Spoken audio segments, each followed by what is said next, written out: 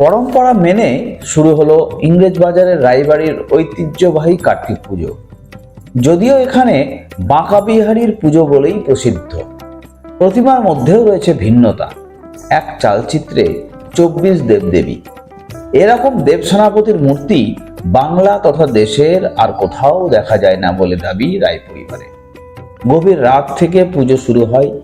শনিবার দুপুর থেকেই দর্শনার্থীরা প্রতিমা দর্শনের জন্য ভিড় জমাতে থাকেন ফুলবাড়ি রায়বাড়িতে। পুজো উপলক্ষে মেলাও বসতে শুরু করেছে। মালদার কার্তিক পুজো বলতে বোঝায় ফুলবাড়ির রায়বাড়ির পুজো। ঐতিহ্যবাহী প্রাচীন এই পুজো যদিও মনমোহন সাহার পুজো নামেই প্রসিদ্ধ। পারিবারিক পুজো হলেও একরকম মিলন উৎসবে পরিণত হয় এই সময়টা। দেব সেনাপতির এক চালচিত্রে তিনি সহ রয়েছেন 24 দেবদেবী। তাদের পুজো বাঁকা বিহারীর পুজো বলেই প্রসিদ্ধ। রায়বাড়ির পুজো আবার বংশরক্ষার পুজোও বলে থাকেন অনেকে। কথিত আছে দেব সেনাপতিকে তখনকার সাহা পরিবার বাঁকা বিহারী হিসেবে পুজো করতেন। বাঁকা বিহারীর কথা শ্রীকৃষ্ণের জন্মবৃত্তান্তে উল্লেখ রয়েছে। শ্রীকৃষ্ণকে মামা কংসের হাত থেকে বাঁচাতে বিষ্ণুদেবের নির্দেশে দেব সেনাপতিকে মর্তে পাঠানো হয়। বাঁকা বিহারী নামে কারাগারের এক প্রহরীর দায়িত্বে ছিলেন তিনি।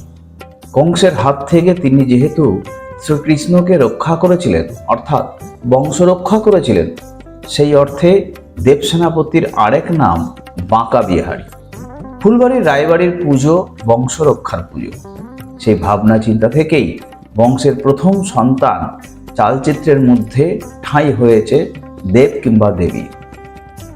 এইভাবে সংখ্যাটা দাঁড়িয়েছে 24-এ।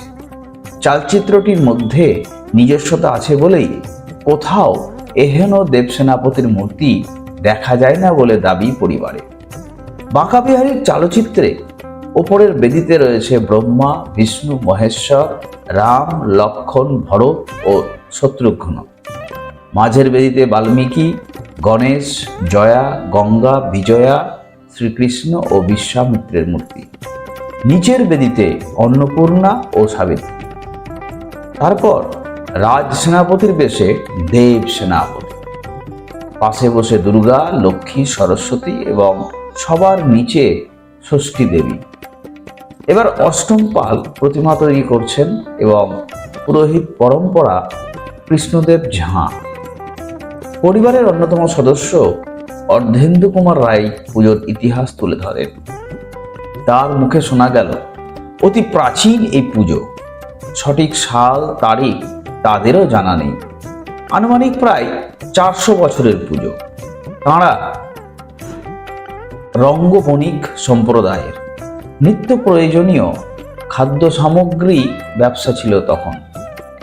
ইস্ট ইন্ডিয়া কোম্পানির আমলে তাঁরা মালদার আম, রেশম অধুনা বাংলাদেশের ঢাকায় রপ্তানি করতেন। আর সেখান থেকে মালদায় আসতো চাল, চিনি, ডাল। ভাগলপুর থেকে আমদানি হতো তেল, ঘি। ব্যবসার পাশাপাশি ছিল তাদের জমিদারিও। তখন এ জেলায় উপজাতি সম্প্রদায়ের বাস। সংখ্যালঘু ছিল তারা। মালদায় শ্রী চৈতন্যদেব আসার পর উপজাতির সংখ্যাও আরও কমতে থাকে। অর্ধেন্দুবাবু জানান, বংশরক্ষা করাই তখন বড় সমস্যা হয়ে দাঁড়ায়। বংশরক্ষার তাগিদ থেকেই পূর্বপুরুষেরা বাঁকা বিহারীর পুজো শুরু করে বলে কথিত আছে। প্রথা মেনে শনিবার রাতে রায়বাড়ির কার্তিক পুজো হয়ে গেল। অনেকে মানত করে ছোট কার্তিক মূর্তি এখানে পুজো দিয়ে যান। তাও